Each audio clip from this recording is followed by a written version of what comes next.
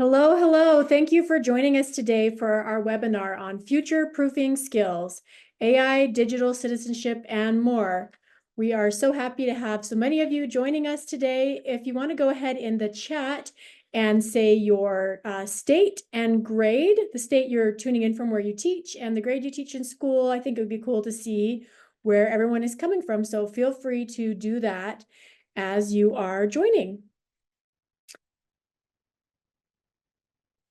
If you're having any issues with your audio, check your device's setting. We do have everyone automatically on mute, but we do have the chat enabled for this webinar. So if you have a question, go ahead and put it in the box and we will either answer it in real time or have one of our trusty team members answering your questions. Hello to Martha from Michigan, teach grade K through 8. Oh, wow, amazing. Okay, you got a lot of grades you're covering there.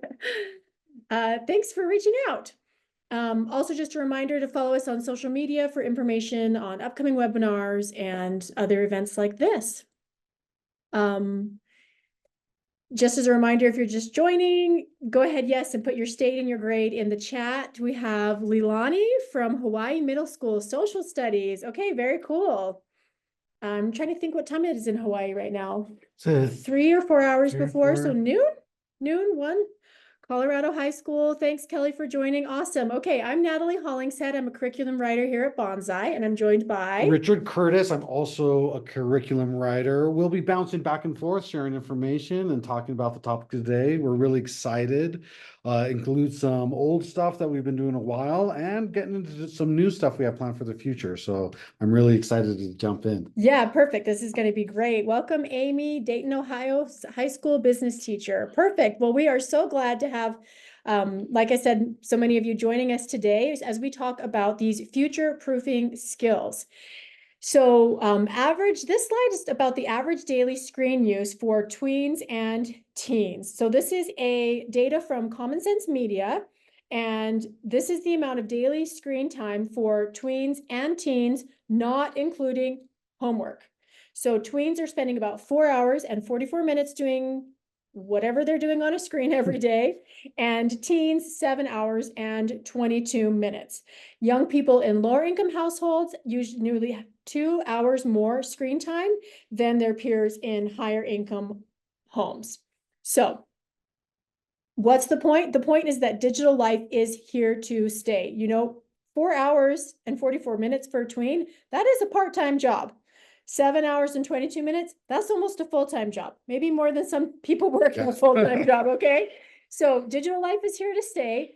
And supporting young people requires more than simply managing screen life and setting strong passwords. So that's what we're diving into today. What are the skills that today's teens need to be successful in the future? We're going to be talking about developing digital citizenship skills, integrating digital wellness into your curriculum, your teaching, and then also understanding AI. So as I stated at the beginning, in case you just joined, you can drop your grade and high school, state, or name in the chat box, and then also any questions, we'll be monitoring that. But so great to see so many of you here from across the country. So the first thing we're going to jump into is being a digital citizen, because all of us, tweens, teens, and adults included, it's very hard to live a life without some kind of digital presence. And I think teaching the people in our lives and also understanding ourselves how to be a best digital citizen helps us take advantage of the world that we live in and also be good citizens within that world and not have us take advantage of each other as we're living out our digital lives. So we're going to jump into some ways that we can manage our digital citizenship, some tools that Banzai has to help teach what digital citizenship is, and also stumble over the words digital citizenship because it is a tricky word to say several times in a row. Yeah, it's a little bit of a mouthful, but just like you're teaching your students how to be polite and interpersonally with students in the classroom, we need to teach them how to be good citizens online, when they're interacting online. And it's, you know, you get on any sort of social media platform and look at the comments, you'll see it's a little bit of the Wild West, right? Like there are clearly people who were not taught digital citizenship and then those who were. So, you know, this is a fact of life for these kids going forward. All of these sort of online interactions are going to be part of their lives, and we need to equip them with the tools to succeed at them. So digital citizenship skills should help students answer some key questions. We put two up here, but feel free to add your own thoughts in the chat and we can bring it up to everyone. So, oh, whoops. So one of the questions is authenticity versus oversharing. Now, I don't know if you've had the same experience I have with like people, you know, on Facebook, but sometimes adults really struggle with this, right? So we can expect students to as well. Where is the boundary expressing yourself online between authenticity and oversharing? That's a great question that digital citizenship can answer for students. What about fair use versus privacy? Is what people say or do in public fair game to record and post on social media, or is that a violation of privacy, right? They probably need to know what the state laws are, but then also what's just a good good practice as a digital citizen. Other questions that could arise: should schools monitor should parents or schools monitor teens' social media accounts? Is it fair for college admissions to consider applicants' social media posts? These are the types of questions and scenarios that students are going to be dealing with. And so often these are not black and white answers or solutions. It's about finding a balance that is good for you, and maybe what's good for one student isn't going to be good for another based on their circumstances, their goals in life, and what they plan on doing. And so it's helping give a bunch of tools that are empowering the people in our lives to be able to manage their digital citizenship in a way that when faced with an answer that doesn't have a black and white yes or no, whether I should do that or not, they can use reason and make good choices from that. Absolutely. So here's a little deeper dive into some key components of things that you can manage in your digital life and as a digital citizen. One is respecting each other, how you show respect for yourself, respect for the people that you're posting about or talking to, and also respecting people who are strangers in your life. All three of those are important to manage, and also understand that respect gets us way farther and way more success in life than perhaps being cool or interesting or funny in the moment. Another part of it is your digital footprint, and this is just all the information that we leave online as we explore and become part of the digital world. So that is a very broad term that can contain things from passwords, personal information, email addresses, well, but is also our history of behavior, how we present ourselves and how we appear to others, strangers included, online. A deeper and important chunk of that is security, the security of information like banking information, our grades, personal messages, images can all be a big part of security, and that will always leave a digital trail and be a component of whether we share that at all, and if we do, how secure is it when we share. Then literacy is just understanding what the digital world is, the components of it, how to talk about it with people, being savvy when talking about knowing the difference between an email and an instant message, which my parents, who are cool and very awesome, sometimes mix up in their daily lives. And this all runs into safety and privacy, which with security, I think all go hand in hand. You can get in a lot of trouble not being a good digital citizen, and we want to help ourselves and the people we teach avoid those things. Yes, yes, absolutely. So respect, literacy, privacy, safety, security, and digital footprint. These are just a few of the high-level topics that you should cover in digital citizenship. And we want to ask you, what do you think are the most important digital citizenship skills needed for today's youth? Is there anything that we put on that list that was left off. We'd love to hear your opinion in the chat box so we can share it with the other teachers that are joining us today.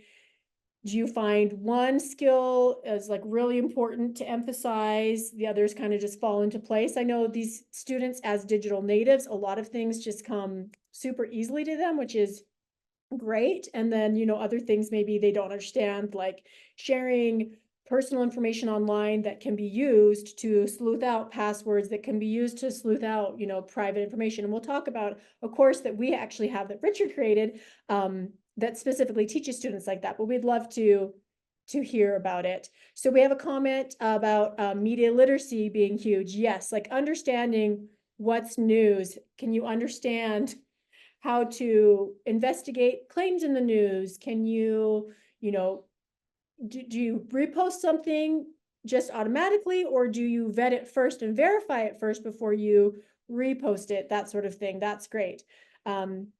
Any thoughts? I think it's important just to understand, like, talking to someone is different than texting Mhm, someone. mhm. The kind of information you can come across, sometimes it's easier in a text. Sometimes I think emojis are actually a really powerful way to Mhm. express actually how you feel and what your tone is. But I think so often we'll get in trouble because in our heads we think it out loud, but we send it in a text, because so much of our communication now is text-based, when before that wasn't the case for many people. It was almost all vocal, and intonation played a big role, but just being savvy of how am I coming across, even a text to someone who we know well, Yeah. is an important part of that savvy media. Yeah, absolutely. Because at Banzai, we really believe in the power of learning by doing. We have a whole suite of digital citizenship courses that you may or may not be familiar with. And these include lots of examples of real life scenarios that help students work through some of these digital citizenship skills. So, for instance, we have an internet safety course that's for grades 5 through 10. It takes about 2 to 4 hours, and it teaches students they master cybersecurity as they navigate a hypothetical social app called Cyber. So topics covered are password strength, fake news, healthy communication, scams, and online shopping, along with a lot of other online skills. It's really fun about this one. There's game elements. Mhm. It's kind of like lives that you have that you can use, which I think a lot of students who will play video games will be familiar. It feels fun to win and to make the right choices, and there's a real sense of rewarding when you are able to successfully manage the course. Yeah. Another one we have is about cyberbullying. So this is specifically the social aspect of interacting with other people online. It's also kind of it'll go over many different aspects about cyberbullying and help quiz the students on what they know, and then help teach better practices. It'll go over social media, just various kinds of online behavior, how to prevent it and how to not be a cyberbully yourself, and just like we said, general best practices when it comes to interacting with others. It's being a teenager, I think, is it's a fun time to start opening your world to other people and new ideas and new times, but it's also a very sensitive time where things like cyberbullying can really impact the day-to-day happiness of a lot of students, and frankly into adults as well. Yeah. And there's a lot of great lessons that I think we could all learn from being better cyber citizens. Yeah, absolutely. Digital Dragons is a fun, relatively new game that we have out. It came out last year. It's for grades 3 to 6. It's 45 to 90 minutes of playtime. And remember, all of our Banzai games autosave, and so your students can stop and start really at any time that works for them. Topics covered in this game are privacy, website security, malware, ransomware, those other sorts of bugs. Well, not bugs, but bad things that can happen to your computer, cyberbullying, and misinformation. So in this game, students embark on a quest to protect the internet from malware, cyberbullying, and more. And it's really cute illustrations, just really fun, especially for those younger grades, to get a sense of what the digital world is like and how to use it responsibly. I love the illustrations. I do too. This is a really, really fun game. It's so fun. Yeah. And then we come to digital footprint. This is one that I designed, so I'm it's very special to my heart. In this one, you play a digital detective who's trying to discover a bad guy's digital footprint and use their digital footprint to track them. And then in a twist in the middle, the bad guy starts tracking your digital footprint. So it's both about understanding what a digital footprint is, what tools that you have to manage your digital footprint, what kind of information different sites will track, and also how to make choices in your own life to use those tools to not only understand what your digital footprint is, but take control of it. We actually have, as part of our professional development website, last month, I made a deep dive into digital footprint. So if you want to go and take a bigger look at that, go look on our PD website, the URL. I don't know off the top of my head, but I'm sure one of these slides will show it. Yes. But this is, so it's grades 6 through 12. It's 45 to 90 minutes. It probably could be done a little shorter with the more savvy students. But again, it's one that's near and dear to my heart, so go check it out. Okay. And finally, we wanted to let you know that we do also have a digital citizenship workbook that you can request in your Banzai teacher account. And this is another fun way, analog way to teach your students about digital citizenship. Great to have on hand for subs, take home assignments, extra credit, that sort of thing. Integrating digital wellness, our next subtopic within this presentation today. Digital wellness is a crucial component of digital citizenship, right? Because it encompasses your physical, emotional, and mental well-being. The study at the beginning of this webinar talked about how today's youth spend hours a day online. And so they need to understand digital wellness as well, right? When to put down the screen, when it's too much, when it's affecting them adversely, how they can monitor their own physical, emotional, social health, whatnot within the digital world. Oh, and just for those who are interested, Mallory put in our chat the URL for our professional development site, which is banzai.org/teacher-professional-development. And we have the recordings of all of these webinars. They're available. So go ahead and check that out when you have a minute. Thanks, Mallory. So while digital citizenship is kind of best practices of how to act online, digital wellness is a valuation of how it is affecting you. And so it's going to be a personal thing for everyone. Again, it's about finding balance, both for your physical and mental well-being. And so we have a digital wellness basically evaluator there through Banzai in that same section that you find the other digital courses.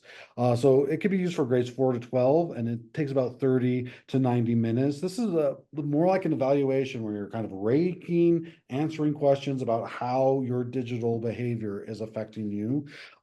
It promotes healthy online practices, again, both for your physical health and your intellectual health.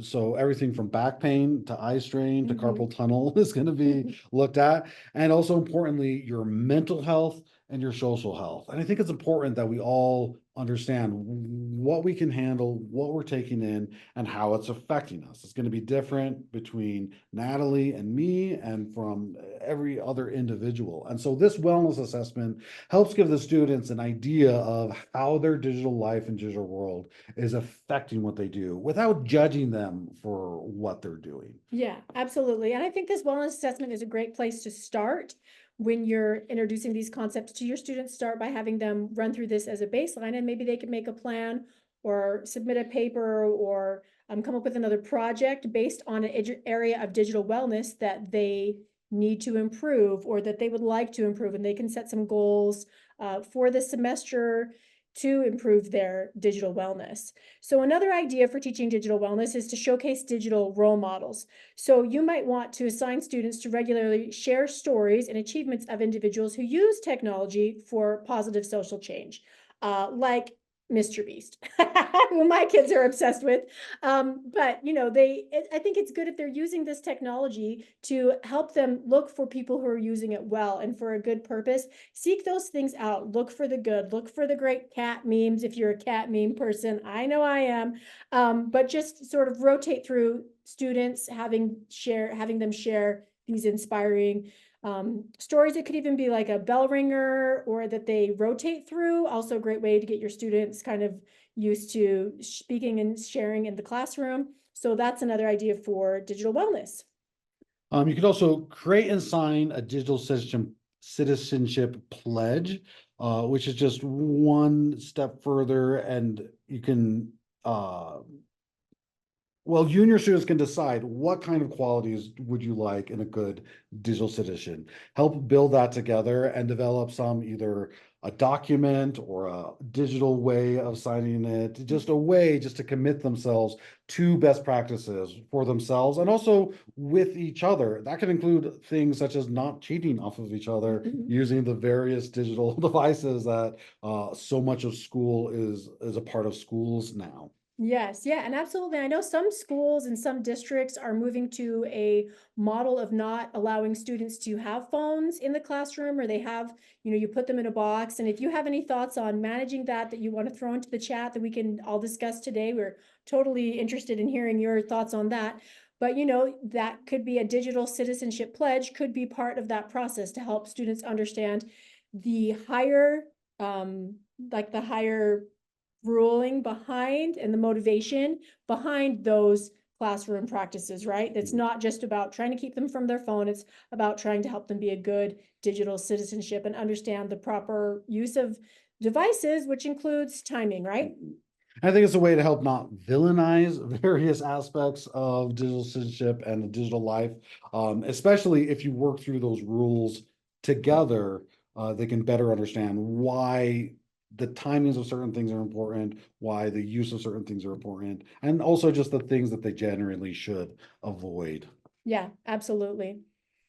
So finally, we're going to talk about understanding AI. And I'd be curious to know if this is a main reason for people tuning in today, how interested they are in AI, what their thoughts are. But AI is a key part of digital citizenship today.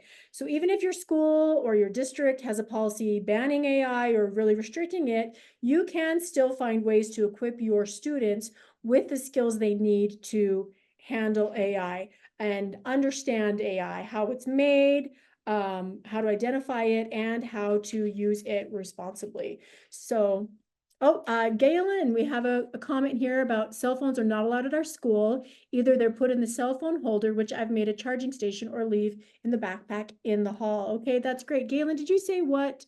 Oh, you're Texas Personal Finance, 8th grade accounting at the high school. Wow, that's great. So I'd be curious to know how students receive that, how that Mandate. goes, and maybe even parents. I know sometimes as a parent, I have two kids that are in high school, and sometimes it's tempting for me to just like fire off a text to them when I have a question about something, and I try to look at the time and see, is it lunch?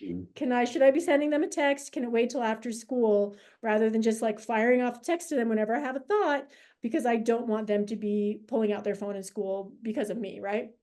I'm also interested with cell phones being banned, are the students also, because I know a lot of schools will provide like a Chromebook or some kind of digital device to use for the schoolwork. And do they kind of, if they can't use their cell phones, are they messaging each other on that? Are they finding other ways to communicate or get distracted depending on the reasons why Yeah. the cell phones were banned? Yeah.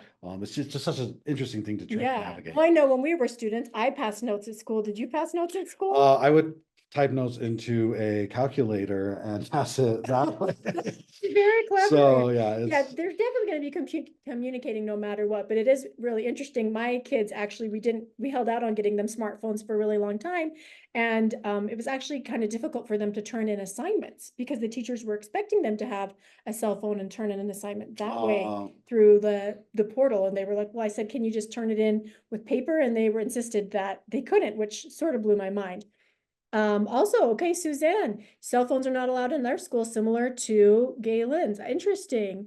We have Chromebooks for students, and my students have Chromebooks as well. Mallory has a great idea in the chat. She said at a conference she went to earlier this year, the teacher referred to it as cell phone spa, where the students left their phones during class time. That's cute. Too bad it can't like sanitize the phone at the same time, right? well, they might Need a then. big sanitizer, can throw them all in. Cool. Well, we love the interaction in the chat. We'd also love to hear your opinion on this question we've got up here. What is your school or district's approach to teaching about AI? Are there rules similar to the cell phones? Is AI allowed? Is it not allowed? And then what are your concerns about that as a teacher? Now, you can be thinking on that, throw it in the chat right now, or just we'll be monitoring that. And as we talk about your questions about AI as it comes up. Okay, we're talking about cell phones again. We have administrators that are enforcing the rules. Okay, yes, when some teachers are trying to say no cell phones and others aren't, that's really tricky. But when it's across the board, uniformly applied to everyone in every class, that's probably the most successful. So. Yeah. Yes, thank you for that. So we're going to dive into AI. Keep the questions and comments coming. So the first thing that we just thought we would touch on as we teach on this, and you probably already know all about this, but AI is just a broad category for computer systems that can perform tasks that typically require human intelligence. So things like understanding natural language, recognizing patterns, and making decisions. Now, we tend to think of AI as like a hot current topic, but is it really brand new? Well, within computer science, it's been a subject ever since the start of thinking about computers, what they are, what they can be, from the early 20th century. And then as computers started becoming like you could own a personal computer, particularly in the game industry, AI has always been a part of that, just how the computer reacts and makes changes based on input from a user. So AI and the concepts, the fundamental concepts behind them have been around. Again, you could, we were just talking today about like how coin operated machines in the late 19th century could decide whether that was a quarter or a dime, and there was no digital aspect. It was all just an analog system. And we've had systems like that again for hundreds, if not thousands of years. And so this is not a new thing we're facing. I think what we're starting to face, and we've seen the past couple of years, is a sophistication of how it's being applied. And I also think that there's a big fear on what it can do compared to what it actually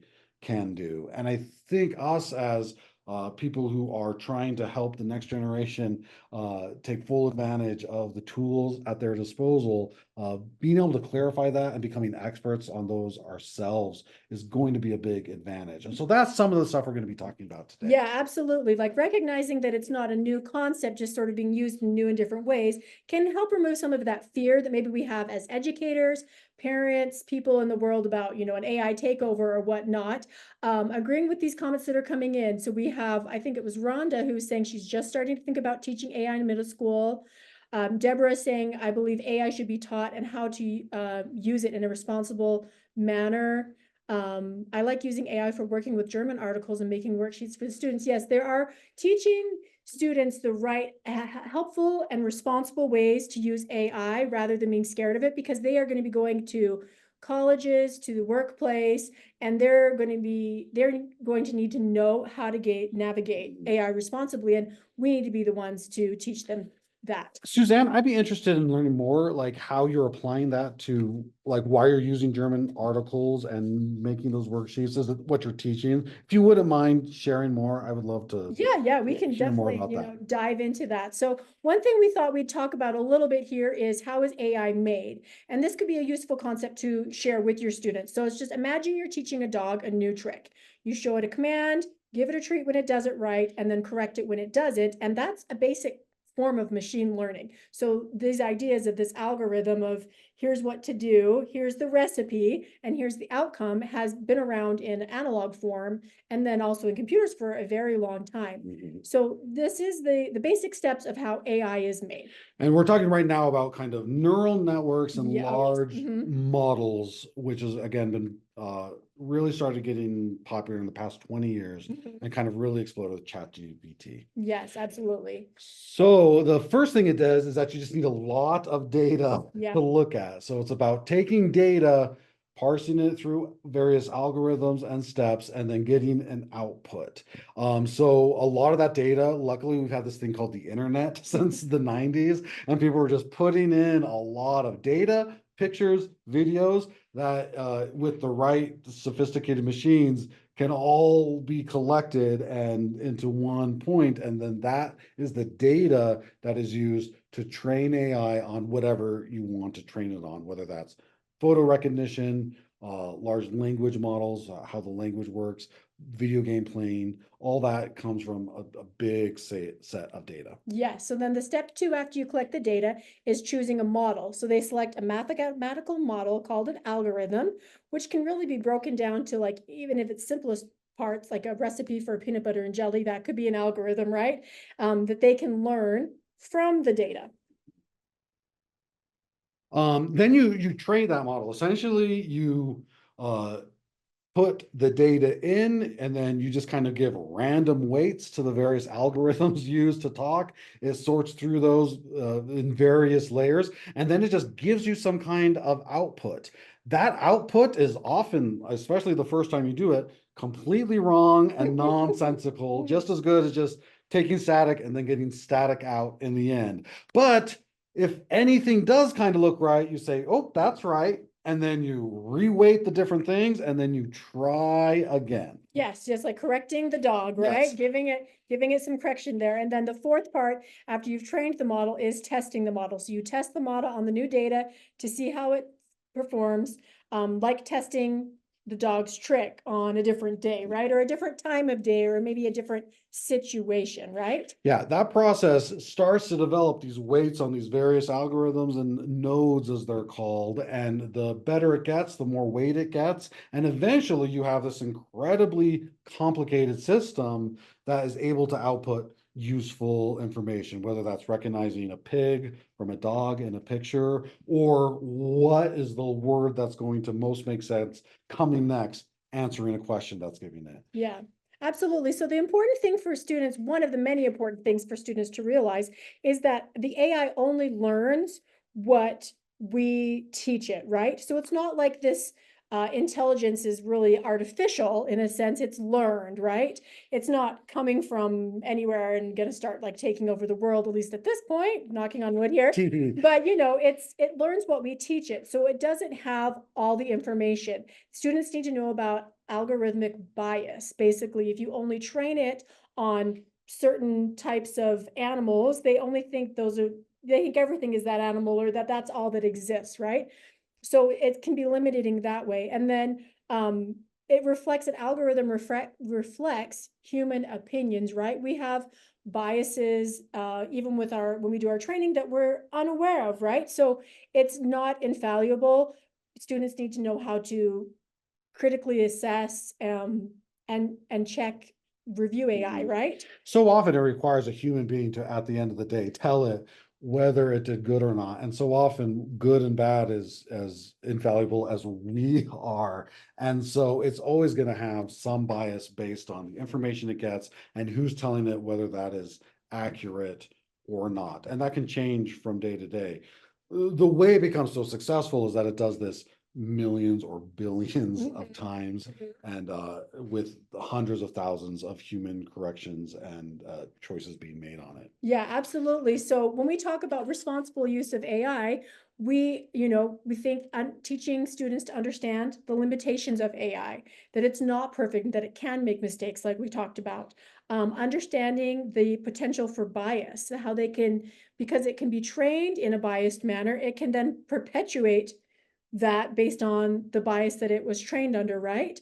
Consider ethical issues like misinformation and deep fakes and all that sort of stuff. And I think students will find that fascinating, but like helping them understand that AI generated information can be false images. There's an amazing power to AI, and they need to understand how it works and then how to use it correctly at school. Understanding plagiarism, cheating, and academic integrity. Love to know how your schools are dealing with that. If that's something that you're encountering yet at the middle school and high school levels, if there's a district policy, we'd love to know how you are managing that.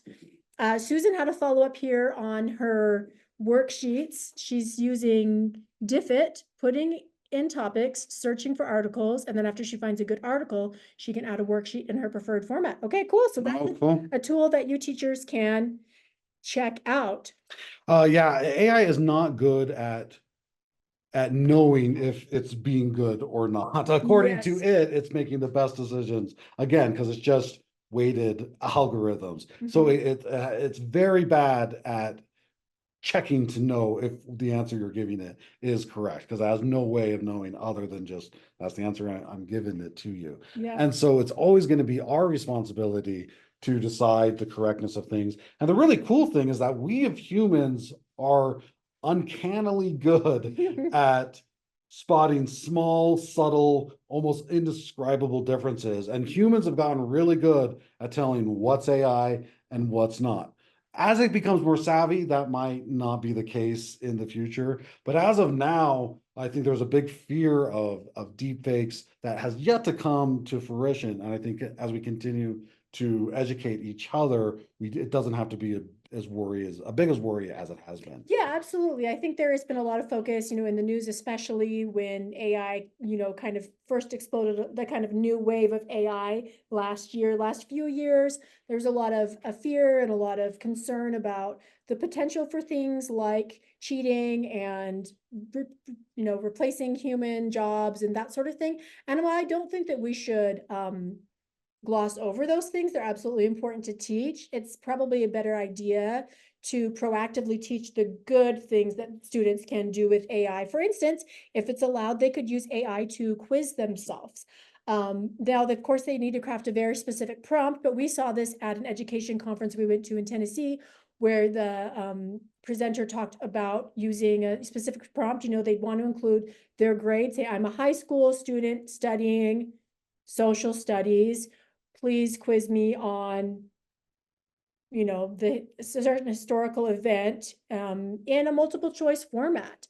And getting specific about and making sure they present themselves as a student in a class, the grade, the subject, and specific. They can be then quizzed sort of in real time by the AI, and something like that can be remarkably effective. Again, you want to double check your answers there, but that could be a good exercise for your students. That could be even a good exercise to have every student give the same prompt and see if they get the same answers, and then come together and compare that information, see if that is a useful tool for them. One, I think, powerful way to use AI is have them ask a question that maybe doesn't have as concrete of answer to some large language model like ChatGPT, and then go and try to prove the AI wrong. Do the research. Through Yeah. that research, they're going to be using the same data on the internet that AI model used, and they can see where maybe some of those biases came from, and they can see why, oh, it makes sense because the thing that's talked about most is the answer that it gave me, but there's some counter arguments that is ignored because, again, it wasn't weighted as heavily. That could be a powerful, maybe for older kids Yeah. who have a little bit more experience with research, but it could just teach like, oh, this is what the AI is telling me, but this is what I found in my research, Yeah. specifically looking to either contradict or just give a more nuanced answer. Yeah. Another idea that we heard at that conference of, in far as regards to like the infallibility of AI, is this idea of someone asking the AI like how to eat a rock. And the AI will break down for you how to eat a rock. It's not a good idea for humans to eat rocks. Yeah. But it's just that's kind of an extreme example of showing students how AI could present steps and options that actually aren't a good idea. And those things are just good, I think, for students to be aware of. And also help just be savvy with it Yes. and know that this is a tool for them, not an answer. Not Mhm. the again, something to use at the right time, not something just to always turn to whenever you need an answer to something. Yeah, absolutely. So now we're going to take a little minute here to just review any questions that have come in about AI. Go ahead and throw yours in the chat box if you have any more questions. I'd be curious to know Rhonda, you talked about starting to think about AI in middle school classes. We'd love to hear your thoughts on what you're thinking about when you're jumping in. It can be a really overwhelming topic, hard to know where to start. In fact, we would love your input. We are coming up with a Banzai AI curriculum, and we would love your ideas on shaping this curriculum, things you're looking for, maybe things your district allows, that it doesn't allow, just as we're looking to make this as useful as possible as an expansion of our digital citizenship curriculum. For instance, if your students are asking you questions about AI that Yes. either you do or you don't have the answer to, what are they asking? What do they want to know about it? How are they using it? What are their fears? Those are kinds of things in an AI curriculum that we are exploring to try to discover. I think right now we're going over a lot of the foundational things that we talked about today. Just me and Natalie were talking about it today, and just kind of try to not put a value judgment on it, Yes. show the different ways that it can be used, and also build upon through a series of courses and games that we hope and plan on designing to really teach the ins and outs to empower students to be able to use it. But a big thing is it's a huge topic. We have limited resources. So we want to make sure that we are hitting, again, the questions and concerns that you have as teachers, and also the questions and concerns that students have. And our best resource for that is you, the teachers. And so feel free to throw your answers in now, or we could talk about them, or also you can email us at various emails that Mallory might be posting here soon. Yeah, I'm Natalie at banzai.org. This is Richard at banzai.org. And we really would love your ideas and opinions as we're shaping this AI course. We know that different districts allow different things. Maybe your district doesn't allow AI at all, and you need to be creative about how you are teaching it to students without violating a district policy. The thing we do know is that it's here to stay. It It's is going here to to be a stay. part of our futures, whether we like it or not. And I also think I have a hard time thinking of a subject that you teach that there wouldn't be some kind of applicable reason to not talk about AI, from English to math to computer programming to social studies to finance. AI is starting to branch out and touch all of those worlds. And so I think it's a good fit for a lot of different teachers. Yeah, absolutely. You don't have to wait for the computer teacher to do it, or if you are the computer teacher, you could maybe give a seminar or some sort of in-service to the other teachers in your school about how to incorporate AI into all the different subjects to really help create this well-rounded digital citizenship group. So you go ahead and we dropped our emails in the chat, and please send us ideas anytime, and not just about AI. We at Banzai, we pride ourselves on being really responsive to teacher requests, teacher needs. And so we are here for you, to help you, to come up with resources that are going to help you in the classroom. That brings us to the end of our webinar today. Just want to touch on a few quick things before you log off. To earn your free PD certificate, watch your inbox. Sometime in the next 24 hours, you will receive a link to a survey. You just fill out that survey, and you should automatically get a customized certificate in your inbox for joining us today, and we really appreciate you. If you want to walk through about using Banzai, you can scan this QR code that says the Banzai Basics PD session. That's a walkthrough, a recorded walkthrough of how to use our products, how to create a teacher account, how to navigate it. That is available on our PD website anytime. Or you can sign up for a demo with our teacher support specialist and receive a personalized one-on-one walkthrough. We'd love to get that scheduled with you. Richard, do you want to do this? Sure, let's be social. Here's our social media things. You can go to them and use them for social media. There you go.